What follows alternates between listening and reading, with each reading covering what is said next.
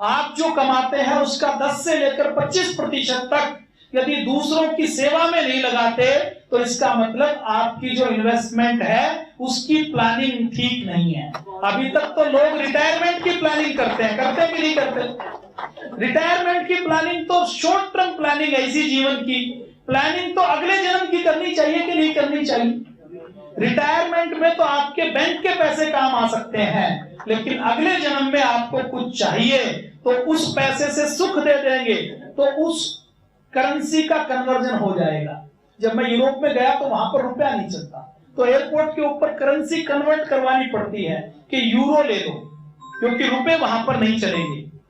तो रुपए नहीं चलेंगे तो यूरो लेने पड़ते हैं, वहां पर गांधी जी को कोई नहीं लेता। ये तो इस दुनिया में होता है। जब हम दूसरी दुनिया में दूसरे जन्म में जाते हैं तो अभी का इकट्ठा हुआ आपके कोई काम नहीं आने वाला, इसको कन्वर्ट कर लो पुण्य के अंदर। विशुद्ध व्यापारी बात है, धर्म की बात नहीं है। मैं तो कहता हूं पक्के व्यापारी बन जाओ, आप धार्मिक मत बनो। आप किसी दूसरे के लिए मत जियो, किसी दूसरे के लिए काम मत करो। आपको केवल अपने लिए जीना है, अपने लिए काम करना है, लेकिन अपने लिए जीना है तो केवल इस जन्म के लिए मत जियो, अगले जन्म की भी प्लानिंग करो। अगला जन्म होना है या नहीं होना, इसमें कोई संशय है या नहीं है? देखो, मोक्ष के अधिकारी तो आप में से मेरे में से कोई नहीं है, तो हमारी आत्मा को परमात्मा तो मिलने वाला नहीं है, तो जन्म तो अभी बहुत से होंगे। योग दर्शन पढ़ लेना, समाधि कैसे लगती है उस स्तर तक पहुंच जाओ तो बहुत अच्छी बात है। बाकी मुझे लगता नहीं कि उस स्तर तक इस जीवन में हम पहुंच पाएंगे। अभी तो हमें 100, 200, 500, 1000 जन्म लेने पड़ेंगे। धीरे धीरे हमारे संस्कार दग्ध बीज होंगे तो जाके हमें मोक्ष मिलेगा, समाधि मिलेगी। लेकिन अच्छी बात क्या है कि आप पूज्य स्वामी जी की शरण में आ गए, योग की शरण में आ गए, पतंजलि की शरण में आ गए, तो समाधि वाले रास्ते के ऊपर आप आ चुके हैं। दुनिया के अंदर करोड़ों लोग ऐसे हैं जिनको अभी यही नहीं पता कि किस रास्ते पर जाना है। चलना शुरू करेंगे तो पहुंच जाएंगे।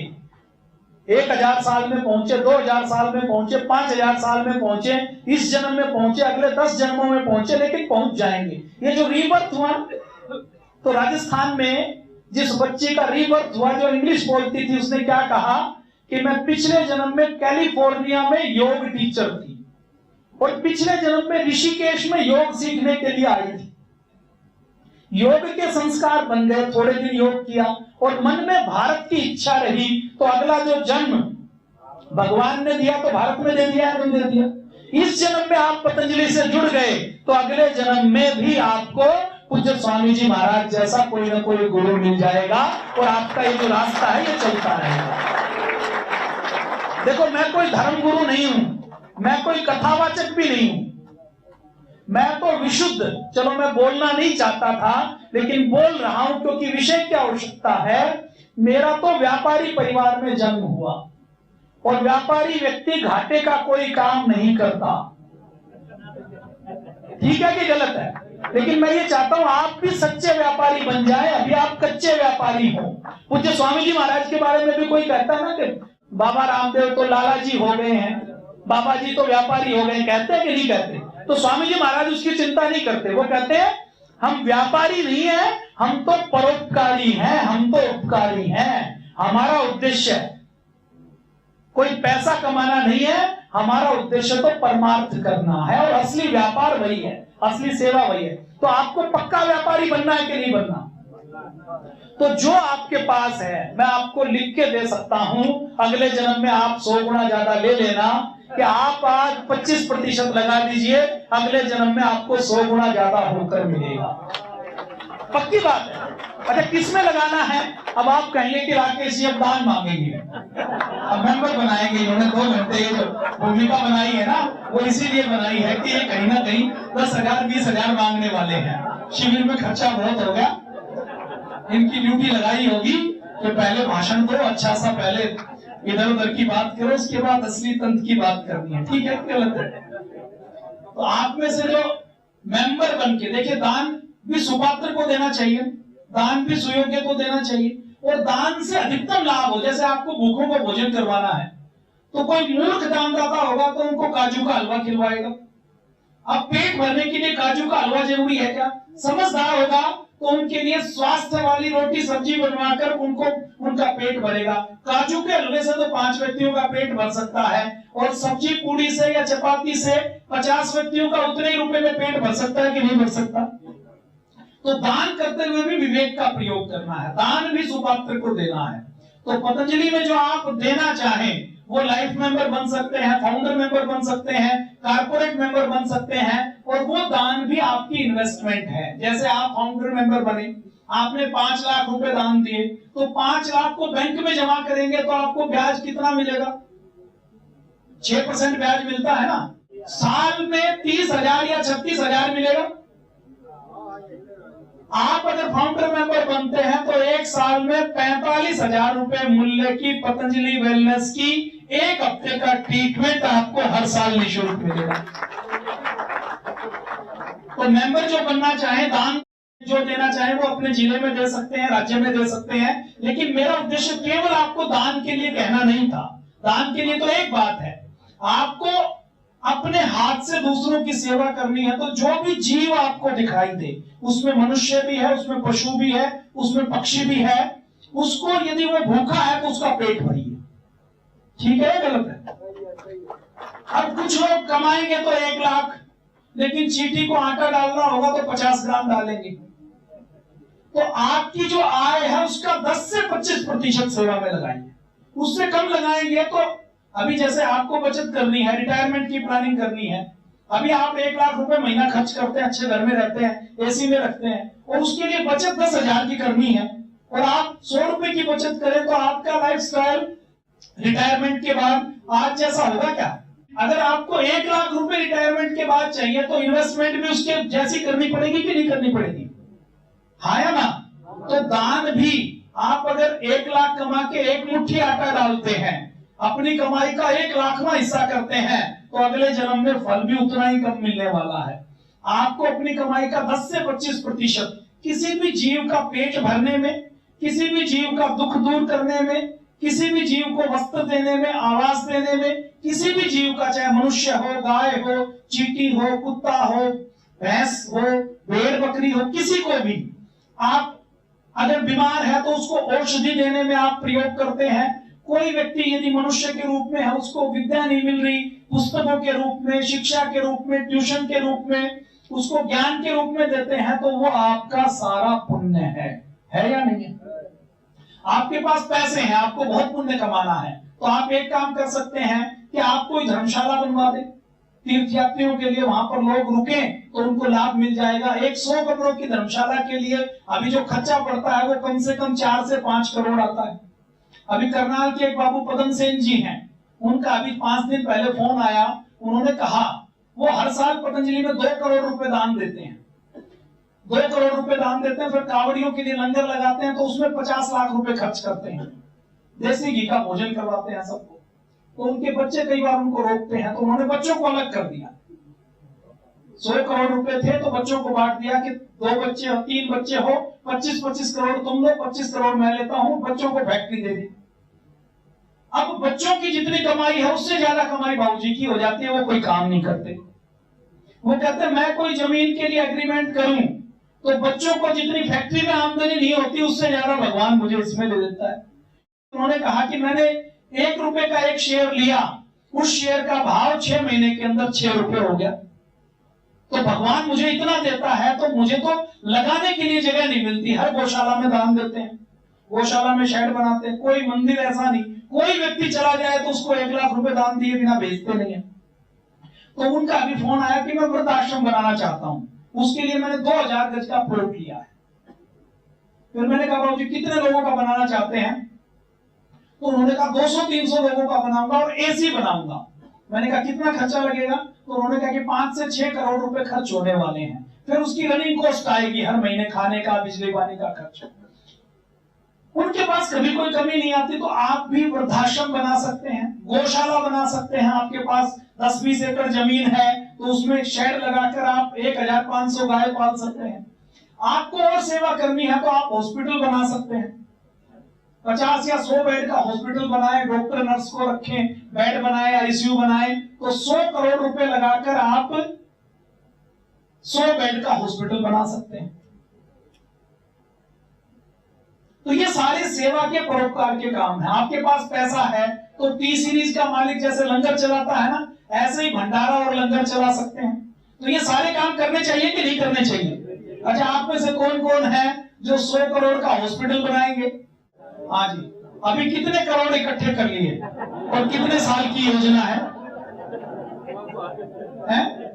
100 साल की योजना है। 100 साल तक जीवित रहेंगे कि नहीं रहेंगे इसकी गारंटी। चलो अच्छी बात है, भावना रखनी भी अच्छी बात है, लेकिन हमारी जो प्लानिंग हो वो रियलिस्टिक होनी चाहिए या हवा हवाई होनी चाहिए?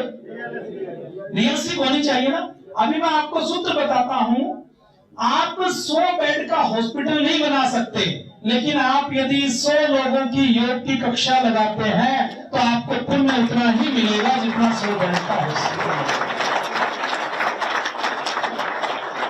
किसी व्यक्ति की कमर में दर्द हो गया, किसी के घुटने खराब हो गई, डॉक्टर के पास गया और उसने कहा कि इसकी ऑपरेशन में 10 लाख रुपए का खर्च होने वाला है, और आपने वो कमर का दर्द, वो घुटने का दर्द, वो डायबिटीज, वो बीपी जिसमें 10 लाख का खर्चा आने वाला था, और जिस व्यक्ति को वो इलाज करवाया जाता तो दर्द अलग से होता, उम्र भर उसको दवाएं खानी पड़ती।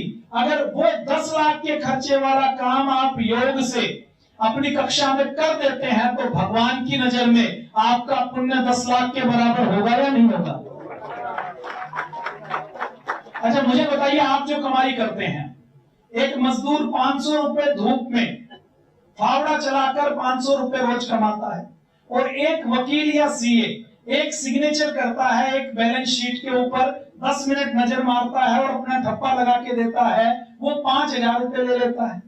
10 दिन काम करके एक मजदूर बाजार में जाए और 10 मिनट काम करके एक चार्टर्ड अकाउंटेंट या वकील बाजार में जाए और वो अपने पैसे दे, और मजदूर ये कहे दुकानदार से कि मुझे ज्यादा सामान दो, मेरे पैसे ज्यादा पसीना निकाल कर कमाए गए हैं, तो दुकानदार बराबर फल देगा कि अलग अलग देगा? तो आप किसी का दर्द दूर करते हैं, वो डॉक्टर के ऑपरेशन से करो चाहे योग से करो, भगवान की नजर में जो पुण्य मिलेगा वो आपको बराबर मिलने वाला है। तो आपको योग की कक्षा हमने देखिए, आपको प्लेटफॉर्म दे दिया, पुनर्जन्म सत्य है, कर्मफल सत्य है, तो आप आज किसी का भला करेंगे, किसी का परोपकार करेंगे, किसी का कल्याण करेंगे, तो अगले जन्म में आपको उसका कई गुना होकर मिलने वाला है। मिलेगा कि नहीं मिलेगा? तो वो अगर कई गुना सुख आपको चाहिए तो आप योग की कक्षा लगाइए, आप योग के शिविर लगाइए, और जितने लोग उससे ठीक होंगे उनकी दुआएं, उनकी शुभकामनाएं आपको मिलेंगी, तो आपका ये जीवन भी अच्छा हो जाएगा और अगले जीवन की भी गारंटी है। तो आपको काम किसके लिए करना है? संगठन के लिए नहीं करना, पूज्य स्वामी जी के लिए नहीं करना। आप जो काम करेंगे उसका सबसे ज्यादा लाभ यदि किसी को मिलेगा तो आपको खुद मिलने वाला है। आपके कर्माशय का जो बैंक अकाउंट है वो पुण्यों से भर जाएगा, और आपके कर्माशय में पुण्य होंगे तो आपको सुख भी मिलेगा, संपत्ति भी मिलेगी, संबंध भी मिलेंगे, आपकी संतान भी अच्छी हो जाएगी। तो आपको अपने लिए काम करना है। हमने आपको सिखा दिया, आपको बता दिया, जो आप योग कक्षा लगाएंगे, जो आप योग शिविर लगाएंगे, उसका पुण्य आपको मिलेगा। और पुण्य कमाने का इससे अच्छा और कोई शॉर्टकट नहीं है। है क्या कोई और शॉर्टकट? तो आपको अपने पुण्यों के लिए योग के प्रचार प्रसार का काम करना चाहिए या नहीं करना चाहिए? आपके पास पैसे हैं 100 करोड़, तो हॉस्पिटल बना दो, वृद्धाश्रम बना दो, गौशाला बना दो, लेकिन आप सब मध्यम वर्गीय परिवार से आए हैं। आपने पिछले जन्म में इतने कर्म नहीं किए कि भूटान के राजा के यहाँ आपका जन्म होता या मेरा जन्म होता। अच्छा, उसका भूटान के राजा के यहाँ जन्म क्यों हुआ? क्योंकि पिछले जन्म में उसने नालंदा में रहकर सेवा की थी। पिछले जन्म में नालंदा में रहकर सेवा की तो अगला जन्म 1000 साल बाद हुआ। इसका मतलब क्या है कि 1000 साल तक वो जन्म मरण के चक्कर से छूटा था, कहीं ना कहीं अच्छी जगह रहा होगा, और 1000 साल बाद भी परमेश्वर ने उसको भेजा तो किसी एमएलए एमपी के घर नहीं भेजा, सोनिया गांधी के घर भेज देते तो राजा बनने की गारंटी नहीं है ना। एमएलए एमपी ना बने, प्रधानमंत्री ना बने, लेकिन भूटान में भगवान ने भी देखा कौन सा ऐसा देश है जिसमें जन्म दे दूं तो पूरी उम्र इसको काम करने की जरूरत नहीं पड़े। पूरी उम्र उसको चुनाव लड़ने की जरूरत नहीं पड़े, पूरी उम्र उसको चिंता करने की जरूरत नहीं पड़े, सारी उम्र उसको सम्मान भी मिले, सुख भी मिले, संपत्ति भी मिले। तो राजा के घर में पैदा होना ये इस राजकुमार के इस जन्म का कर्म था या पिछले जन्म का कर्म था? तो आपके और मेरे पिछले जन्म के ऐसे कर्म नहीं रहे कि हम अंबानी के घर पैदा होते। अंबानी के घर पैदा होते तो हॉस्पिटल बनवा देते। अब अंबानी जी का जो बेटा है अनंत अंबानी, उसका शौक है जानवरों की सेवा करना, तो वो कई कई करोड़ रुपए के हाथी खरीद लेता है, सेवा करता है, उनकी अच्छी बात है। तो हमारा घर अंबानी के परिवार में नहीं हुआ, टाटा के परिवार में नहीं हुआ। टाटा के परिवार में पूज्य स्वामी जी सुबह बोल रहे थे कि एक महिला को कैंसर हुआ तो टाटा ने सोचा कि और लोगों को कैंसर से दिक्कत ना हो, उन्होंने टाटा मेमोरियल मुंबई में बना दिया। लेकिन आप और मैं तो टाटा अंबानी नहीं है। अब टाटा अंबानी अगले जन्म में बनना है तो उसका तरीका यह है कि इस जन्म में कम से कम 10,000 20,000 लोगों को योग सिखाओ, उनकी बीपी डायबिटीज को दूर करो। आप जो नौकरी करते हैं, जो दुकान चलाते हैं, उसमें कितने साल लगेंगे आपको 67,000 करोड़ कमाने में? कैलकुलेट करना, कैलकुलेटर भी फेल हो जाएगा, होगा कि नहीं होगा? तो पूज्य स्वामी जी महाराज ने सेवा करने के लिए, वो कोई व्यक्तिगत नहीं है, पूज्य स्वामी जी महाराज ने अब तक जो योग की सेवा की उसी का फल है कि पूज्य स्वामी जी जो संकल्प लेते हैं वो पूरा हो जाता है। और ये जो संस्था कल आपने इतनी बड़ी देखी ना, पूज्य स्वामी जी महाराज क्या आर्किटेक्ट हैं, क्या इंजीनियर हैं? लेकिन पूज्य स्वामी जी महाराज सब कुछ है क्योंकि पूज्य स्वामी जी महाराज ने पुण्य करके करोड़ों लोगों की जान योग से बचाई है और उसी के पुण्य से ये सारा बना है। अब अगर पूज्य स्वामी जी महाराज करोड़ों लोगों को सिखा सकते हैं तो अपने जिले में कुछ हजार को आप सिखा सकते हैं कि नहीं सिखा सकते? पूज्य स्वामी जी किसी भी चीज को छूते हैं। कुछ लोग ऐसे होते हैं मिट्टी को छुए तो सोना हो जाए, पूज्य स्वामी जी ने जो जो चीज को छुआ वो सोना हुआ या नहीं हुआ? हमने पतंजलि योगपीठ के पास जमीन ली 10,000 रुपए बीघा, आज वहां पर कीमत है 1 करोड़ रुपए बीघा। पूज्य स्वामी जी ने डूबी हुई रुचि सोया कंपनी ली जब उसका शेयर 2 रुपए का था, आज उसके शेयर की कीमत है 1900 रुपए। कितनी? तो ये सब क्या होता है? जब वो पूज्य स्वामी जी उस कंपनी को ले रहे थे तो सारे लोगों ने कहा, हमें भी कहा, बहुत से सीए थे, उन्होंने कहा कि इस कंपनी का हिसाब किताब हमें पता है, हम इसके अंदर काम करते हैं, ये सफेद हाथी है, ये डूबता हुआ जहाज है। पूज्य स्वामी जी को कहो हम तो उनके भक्त हैं, वो इस कंपनी को नहीं ले, ये कंपनी खुद तो डूबेगी, जो इसके ऊपर बैठेगा उसको भी डुबा देगी। लेकिन पूज्य स्वामी जी ने कहा कि मुझे ईश्वर के ऊपर विश्वास है और हमें किसानों को बचाने के लिए विदेशी हाथों में इस कंपनी को जाने से रोकना है, हम इसको लेंगे, ये ठीक चलेगी। अब हम गुरु जी के सामने बोल तो सकते हैं, लेकिन हमें लगे कि स्वामी जी को किसी ने गलत सूचना दी है और ये गड़बड़ होगी, ये कंपनी चल ही नहीं सकती। लेकिन आज भी चल रही है या नहीं चल रही? पूज्य स्वामी जी ने भ्रष्टाचार काले धन का आंदोलन किया, 4 जून को लाठी चार्ज हुआ और लोगों ने कहा कि अब स्वामी जी खड़े नहीं हो सकते, अब तो स्वामी जी को कांग्रेस रगड़ देगी। कहा कि नहीं कहा? लेकिन इस देश में प्रधानमंत्री बनाने का काम पूज्य स्वामी जी ने किया या नहीं किया? ये सारा योग का तत्व है, ये लाखों करोड़ों उन लोगों की दुआओं का, उनकी शुभकामनाओं का फल है जो लोग योग से ठीक हुए हैं। तो ये मैंने आपको बताई, इसमें मेरा कोई स्वार्थ नहीं है। देखो आप जाके योग की क्लास लगाओगे तो हमें अच्छा लगेगा, नहीं लगाओगे तो हमें बुरा तो लगने वाला नहीं। ऐसा तो है नहीं कि आप योग की क्लास नहीं लगाओ तो हम यहाँ मुख्यालय में भोजन नहीं बनाएंगे या खाना नहीं खाएंगे या पूज्य स्वामी जी भूख हड़ताल करेंगे, ऐसा तो नहीं होने वाला ना।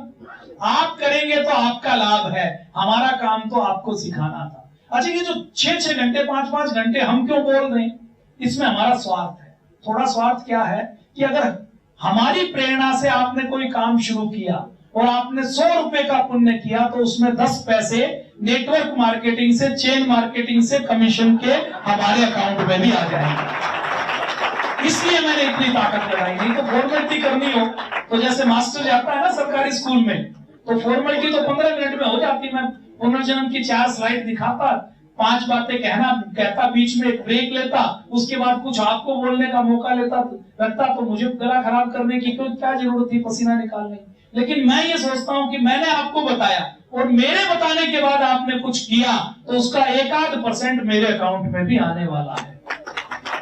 और हम पूरे परोपकारी व्यापारी हैं, पक्के व्यापारी हैं। मैं कहीं नौकरी करता तो कुछ लाख रुपए कमा पाता, व्यापार करता तो भी कुछ लाख रुपए कमा पाता।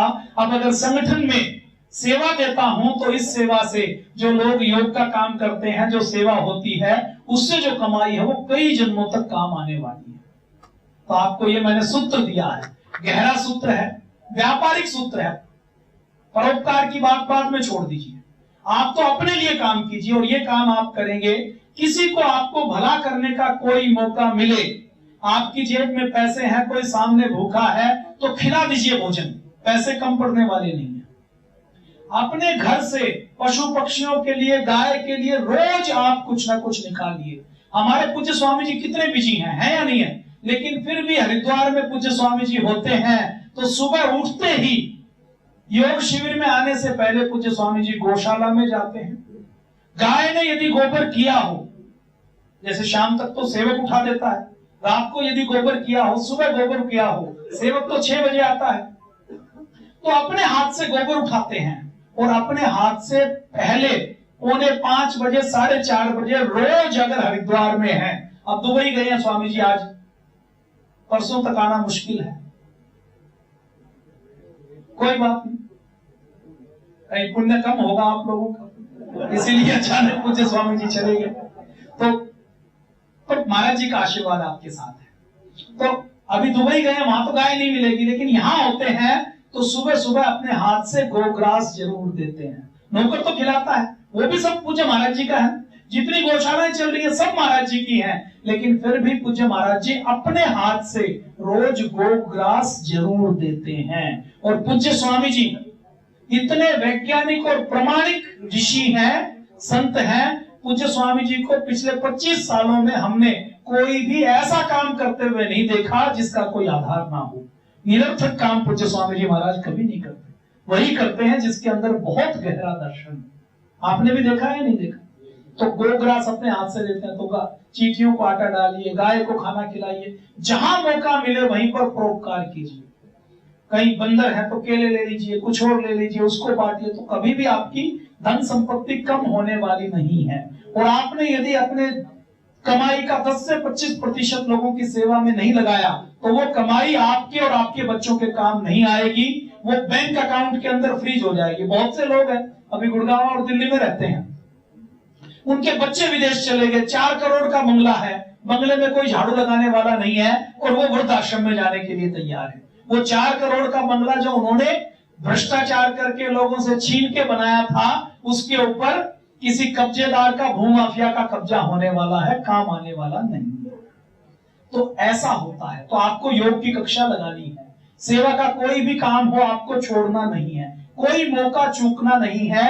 ये असली कमाई है, ये असली व्यापार है। अभी आप जो नौकरी और व्यापार कर रहे हैं ये कच्ची नौकरी और कच्चा व्यापार है, तो पक्के वाला आप करना है। कोई आपकी क्लास में बीमार है, जैसे आप योग करते हैं, तो आते हमारे शिक्षक क्या कहते हैं, भाई जिसको करना होगा आ जाएगा, हम करवा रहे हैं, हम क्यों किसी के घर में जाए बुलाने के लिए। कुछ तो इतने अहंकारी होते हैं, मैं भी था उसमें। हम जब हरियाणा में क्लास लगाते थे कि भी हमने बैनर लगा रखा, निःशुल्क योग की कक्षा का, कोई बैठेगा तो बैठ जाएगा। अब ये जो आने जाने वाला है वो अपने आप को अफसर समझता है, तो हम भी अफसर हैं, हम क्यों कहें कि योग कर लो। तो आप भी ऐसा ही सोचते होंगे कि हम क्यों किसी को टोकें। कोई बीमार है, अपने आप खुजली होगी तो योग करेगा, नहीं तो नहीं करेगा, हमें क्या फर्क पड़ता है। सोचते हैं कि नहीं सोचते? लेकिन अब आपको अलग सोचना है। अलग क्या सोचना है? लोगों के घरों में जाके दरवाजा खटखटाना है, और कोई बीमार मिले और वो योग की क्लास में नहीं आ सकता तो उसको अपनी, आप तो पैदल जाते हैं लेकिन उसके लिए गाड़ी निकालनी पड़े तो गाड़ी निकाल लीजिए, थोड़ा तेल खर्च कर लीजिए, वो भी आपका बहुत बड़ा पुण्य होगा। क्यों? क्योंकि आपको जबरदस्ती उसको ठीक करना है, वो ठीक हो गया, उसको लाभ मिला। ये तो बाद में है, पहले तो आपको लाभ मिला या नहीं मिला। दुकानदार कोई सामान बेचता है तो ग्राहक के लिए सामान बेचता है या अपने मुनाफे के लिए? ग्राहक को सामान मिला, ये तो ग्राहक के लिए है। दुकानदार अपने मुनाफे के लिए दुकान खोलकर बैठा हुआ है, ग्राहक के लिए नहीं बैठा हुआ। दुकानदार तो वही बेचता है जिसमें उसको मुनाफा हो, ग्राहक के लिए वो दुकान नहीं खोलकर बैठा हुआ। ऐसे ही आपको लोगों को घर से बुलाना है। सुबह सुबह कोई व्यक्ति उठता नहीं है तो उसको जगाइए, आप फोन करेंगे और आपके फोन करने से वो आता है, उसका पुण्य भी आपको मिलेगा। कोई व्यक्ति एक दिन नहीं आया तो उसको बुलाइए। कहीं शिविर लगाने के लिए आपका कुछ खर्चा हो जाए तो वो आपका खर्च नहीं है, वो आपकी इन्वेस्टमेंट है। आपने 10,000 रुपए खर्च करके 100 व्यक्तियों को योग सिखा दिया, विद्या का दान दे दिया, और 1 साल बाद भी उनकी बीमारी दूर हुई, तो उसका पुण्य किसके अकाउंट में जाएगा? जाएगा कि नहीं जाएगा आपके अकाउंट में? तो ये कर्मफल और पुनर्जन्म के बारे में मैंने थोड़ी सी आपसे बातचीत की।